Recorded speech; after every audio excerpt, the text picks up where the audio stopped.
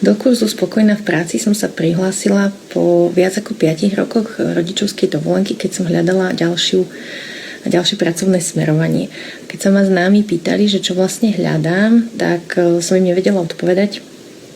Mala som pocit, že viem z každého rožka troška nič poriadne. A vďaka aktivitám, testom a cvičeniam a prednáškam v rámci kurzu som si zvedomila, čo sú moje silné stránky, čo by ma bavilo robiť a čo práve nie je pre mňa. A vďaka tomu sa mi lepšie podarilo aj pochopiť to, že neexistuje len jedna jediná práca, ktorá by bola pre mňa vhodná a že môžem byť spokojná tam aj tam.